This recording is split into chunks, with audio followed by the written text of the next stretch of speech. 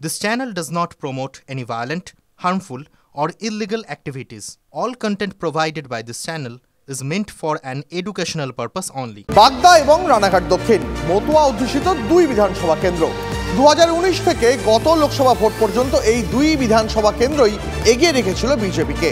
কিন্তু সদ্য সমাপ্ত বিধানসভা উপনির্বাচনে এই দুই কেন্দ্রই মানে বাগদা এবং রানাঘাট দক্ষিণ দুই কেন্দ্র থেকেই বিজেপিকে বড় ব্যবধানে হারিয়েছে তৃণমূল, যার ফলে স্বাভাবিকভাবেই রাজনৈতিক মহলে প্রশ্ন উঠছে, তাহলে কি মতুয়া ভোটাররা গেরুয়া ব্রিগেডের দিক থেকে তাদের মুখ ফিরিয়ে নিলেন? বিষয়টিকে কেন্দ্র করে জোর চর্চাও শুরু হয়ে গিয়েছে রাজনৈতিক মহলে। ভোট ব্যাংক বাংলার নির্বাচন আলোচনায় বারে বারে উঠে আসে এই শব্দবন্ধ। সংখ্যালঘু তপশিলি জাতি উপজাতি থেকে মতুয়া শ্রেণীভুক্ত ভোটারদের নিয়ে নানা সমীকরণ মেলাতে ব্যস্ত থাকেন রাজনীতির কারবারিরা।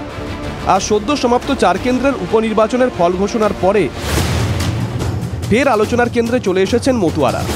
সিএএ কার্যকর হওয়া সত্ত্বেও কি বিজেপির দিক থেকে মতুয়ারা মুখ ফেরালেন?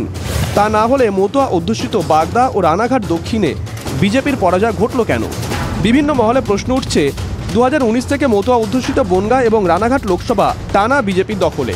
গত লোকসভা ভোটেও এই দুই লোকসভার অন্তর্গত বাগদা এবং রানাঘাট দক্ষিণ বিধানসভায় বড় অঙ্কের লিড পেয়েছিল পদ্মশিবির। কিন্তু বিধানসভা উপনির্বাচনে সব ফল উল্টো।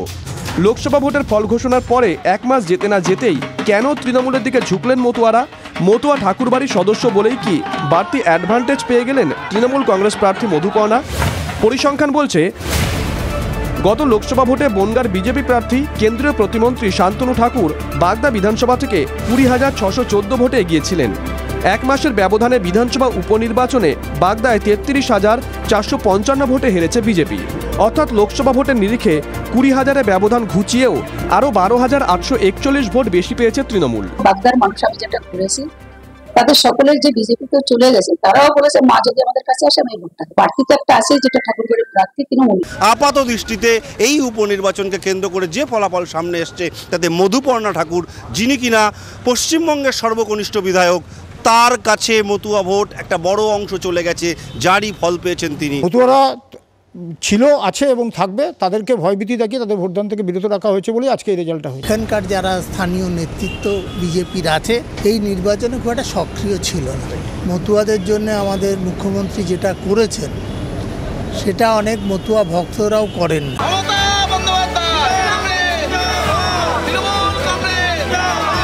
বাগদার মতো মতুয়া অধ্যুষিত রানাঘাট দক্ষিণেও একই ছবি।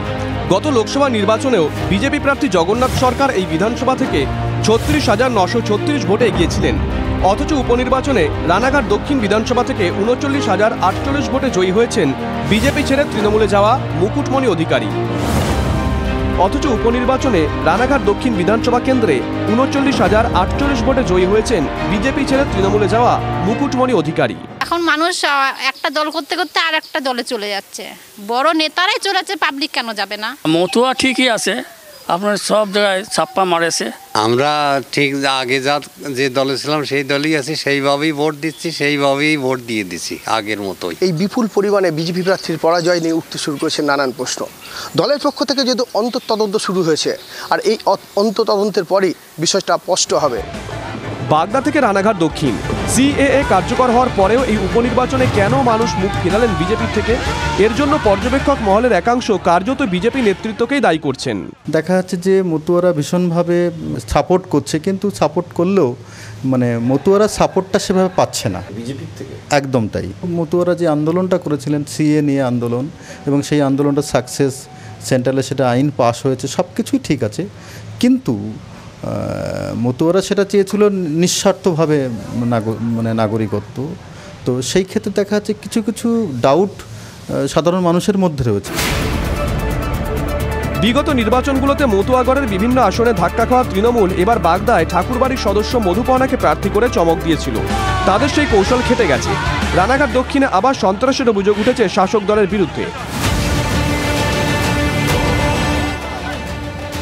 ভোটের দিন তার ছবিও দেখা গেছে এই বিধানসভার বিভিন্ন এলাকায়।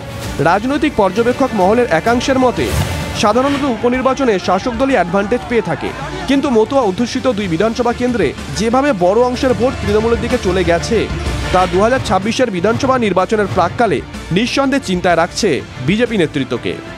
দীপঙ্কর দাস ও মহাদেব কুণ্ডুর রিপোর্ট, TV9 বাংলা।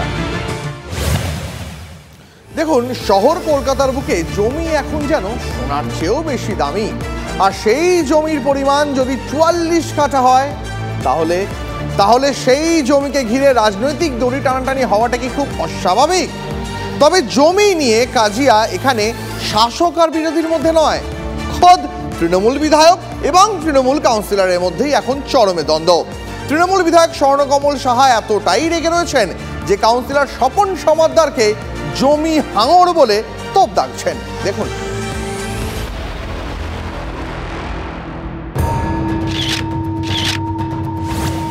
ও বলছে জমি হাঙর থেকে বাঁচাবো, ও তো নিজেই জমি হাঙরের ভূমিকা নিতে চলেছে। শুনলেন তো, খোদ তৃণমূল বিধায়ক তৃণমূলের কাউন্সিলরকে জমি হাঙর বলছেন। 56 নম্বর ওয়ার্ডের এন্টালির বড়ুয়ার মাঠ নিয়ে যত সংঘাত। কলকাতার বুকে 44 কাঠা এই জমি অনেক দিন ধরে পড়ে রয়েছে। বহু মানুষ এখানে খেলাধুলো করছেন, কেউ গ্যারেজ করেছেন, কেউ আবার নির্মাণও করেছেন। এই গোটা জমিটি একটি পরিবারের এবং তাদের বাণিজ্যিক প্রতিষ্ঠানের নামে রয়েছে। এই জমি বাণিজ্যিক প্রতিষ্ঠানের নামে নথিভুক্ত। বড়ুয়া বেকারিজ প্রাইভেট লিমিটেডের নামে রয়েছে বলে দাবি বড়ুয়া পরিবারের দাবি 2023 সাল পর্যন্ত জমির ট্যাক্স দেওয়া রয়েছে। আমাদের এই জমিটা অনেক বছর আগে পাঁচিল দিয়ে ঘেরাও হয়েছিল, যাতে বাউন্ডারি করা হয়, কিন্তু পরবর্তীকালে দেখা গেছে কি এই বাউন্ডারিটা আস্তে আস্তে ওখানকার লোকাল লোকেরাই সব বাউন্ডারিটাকে ভেঙে ওখানকার ইট এগুলো যা আছে সবকিছু ওরা নিয়ে চলে গেছে। এই জমিতে খেলার মাঠ করার দাবি স্থানীয় কাউন্সিলর স্বপন সমাদ্দারের। এলাকার বেশ কয়েকজনকে নিয়ে অবস্থান বিক্ষোভ করেন তিনি। কাউন্সিলরের ভূমিকায় ক্ষুব্ধ স্থানীয় বিধায়ক। স্বপন সমাদ্দারকে জমি হাঙর বলে তোপ স্বর্ণকমল সাহার। খেলার মাঠ করবে যে কার জায়গা? আমার জায়গায় অন্য একজন খেলার মাঠ করে দেবে? এটা দখল না কি হলো? ওই একজনের প্রপার্টি ও খেলার মাঠ করবে, এটা কেন? একটা কর্পোরেশনের জায়গা বার করুক, সেখানে খেলার মাঠ করুক না।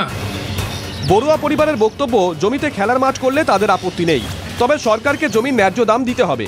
এত বড় জমি অধিগ্রহণের টাকা কি পুরসভার কাছে আছে? প্রশ্ন বিধায়কের। যদি আমাদের ন্যায্য মূল্যটা পাই, ঠিক আছে, সেখানে কেউ যদি মাঠ করুক সেটা তাদের ব্যক্তিগত ব্যাপার, কিন্তু আমাদের ন্যায্য মূল্য, আমাদের যতটা জায়গা আছে তার ন্যায্য মূল্যটা আমাদেরকে যদি সরকার অ্যাপ্রুভ করেন, আমাদের তাতে তো কোনো আপত্তি নেই। ফর দ্য পাবলিক ইন্টারেস্ট তোমার জমি সরকার অ্যাকুইজিশন করবে, করতে হলে তাকে ক্ষতিপূরণ দিতে হবে, এবং সেই রেটটা কী হবে? সার্কেল রেট এলাকায় যেটা, তো সেই রেটে এভাবে করবে কর্পোরেশন। একই ভারী ভবানী হয়ে আছে, ওইটা করছে, এসব করে একটা অশান্তি সৃষ্টি করে যাচ্ছে জায়গাটা। কাউন্সিলর স্বপন সমাদ্দার নিজের অবস্থানে অনড়। মানুষের সাথে লড়াই, বিধায়ককে পাল্টা কাউন্সিলরের। আমি জমি হাঙর দিয়ে বাঁচাতে চাইছি, এটা ঠিক, পরিবেশের স্বার্থে, মানুষের স্বার্থে। কেন বেআইনি প্রমোটাররা যারা রাজত্ব করে তাদের হয়তো উনি প্রশ্রয় দিতে পারেন, বাট আমি নয়। আমার লেখাটা আছে জনগণকে, আমি এটাই বুঝিয়েছি, যদি কোনো ব্যক্তিগত মালিকানা থাকে যদি, তাহলে অবশ্যই সরকারের কাছে অনুরোধ করেছি জমিটা অধিগ্রহণ করতে। বিধায়কের স্পষ্ট হুঁশিয়ারি, জল করাবে মুখ্যমন্ত্রী পর্যন্ত। স্থানীয় বিধায়ক পুরসভার সঙ্গে আলোচনা না করেই কাউন্সিলরের কেন এই পদক্ষেপ? প্রশ্ন বিধায়ক স্বর্ণকমল সাহার। এই জমিকে কেন্দ্র করে বিধায়ক এবং কাউন্সিলরের মতামত ভিন্ন, আর তা নিয়ে কিন্তু এখন এই মুহূর্তে চর্চার কেন্দ্রবিন্দুতে এই বড়ুয়ার মাঠ। ক্যামেরায় সুদীপ গুছাইতের সঙ্গে সৌরভ গুহ, TV9 বাংলা, কলকাতা।